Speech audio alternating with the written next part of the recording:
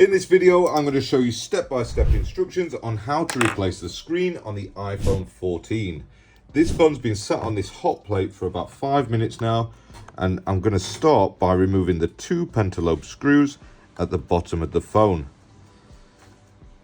So because it's already been on a hot plate for the last 5 minutes, the adhesive that holds the screen down is nice and warm now. So all I'm going to do now is take a Dorco blade and I'm going to insert it between the chassis and the screen at the bottom of the phone, and I'm going to make sure that it sits flat into the bottom of the chassis, and then I'm going to push away on that to pry the screen upwards. They are pretty tough to remove these, so I'm going to add some isopropyl alcohol just to soften the adhesive a little further, and eventually the screen will sort of pop out just like it has done there.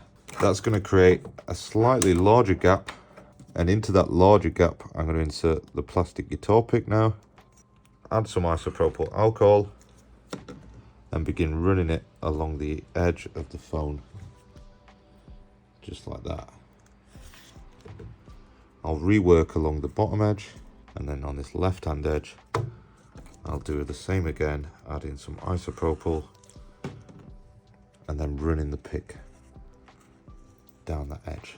And then this screen is going to open up just like opening the front cover of your favorite novel.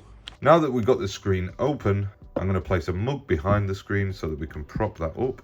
Then I'll use a tri-wing screwdriver, first of all to remove this screw here, followed by the tweezers to remove that little shield, and finally a plastic spudger to disconnect the screen. I'm going to use the tri-wing screwdriver again to remove this shield, tweezers to remove the shield, and spudger to disconnect that front sensor. That's now freed the screen from the phone, and we can begin preparing the chassis for the new screen.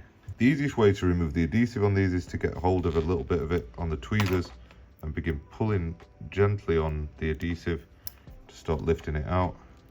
But this is a very important step if you want a good seal when replacing the screen. It can also help to use one of these little number 4 X-Acto blades, although there are some points around the chassis where the little channel that the adhesive sticks into is a little bit too narrow to get that into. Once all the adhesive is removed, you can go over it again with a brush to make sure that all the dust and any remaining bits of adhesive are removed as well. This chassis is quite snotty and disgusting, so just make sure you get into all the cracks and crevices if yours is as dirty as this one. Now that that's cleaned up, I'm going to take a new adhesive seal, remove the backing sheet off it, and then line it up in the top left corner first. Align it down this left hand edge,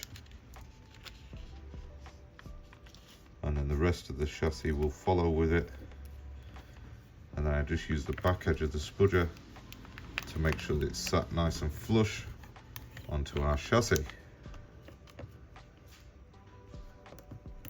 I can now remove the first layer of the blue film, and I'll put this to one side for when the screen's ready. In terms of preparation on the old screen, we need to remove these 2 tri-wing screws that hold down this small bracket at the top of the screen for the front sensor flex. Remove that shield, and then I'm going to use my heat gun set to 200 degrees C, full wind speed, just to warm up the adhesive and soften the back of this flex cable so that it can be removed now. The easiest way that I've found to remove these is to use some fine tweezers and sort of peel underneath. If you need to, add some isopropyl alcohol along the way, and be careful not to tear this thing as well, because it is stuck down quite hard.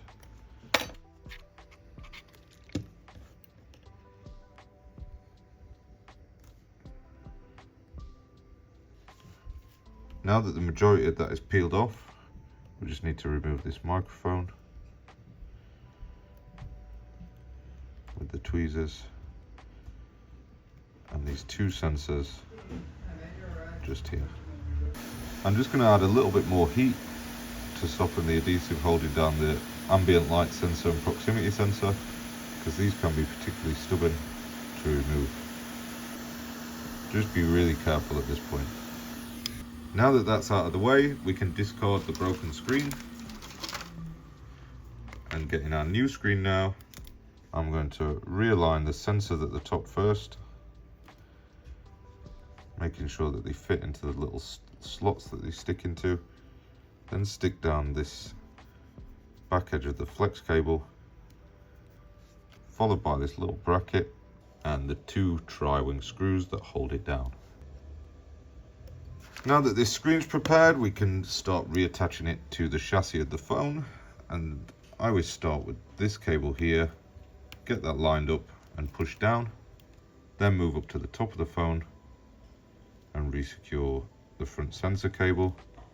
Make sure that it's sat down and secured properly. Now we've just got those 2 shields to reattach. The first one is just here. Make sure that the bracket sits under the little hinge thing, and then secure down that single tri-wing screw. Same again with the slightly larger shield. Make sure it sits under the hinge there. Then go ahead and secure that down with the wide 000 tri-wing screw. This is a good point to test the functionality of the screen before sealing it up. And once you're satisfied that the screen is working and everything's good, then we can just peel back this final layer of the dust and moisture resistant seal.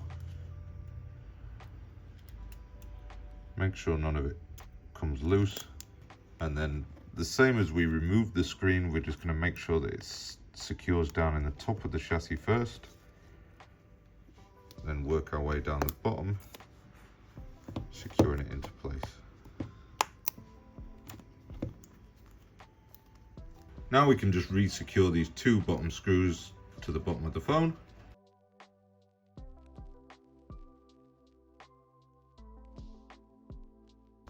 And this repair is now completed.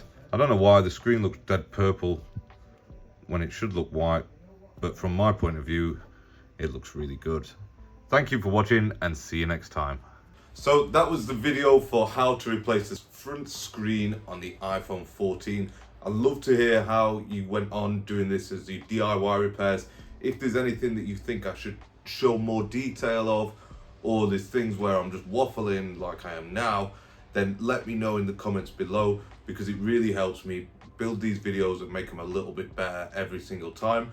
Bear in mind that I do this for completely free, but if you did want to buy me a coffee, I'll stick the link in the description or the top comment below, and you can just leave me a little donation, and it helps us to, it just supports the channel and helps us to make these videos better every single time.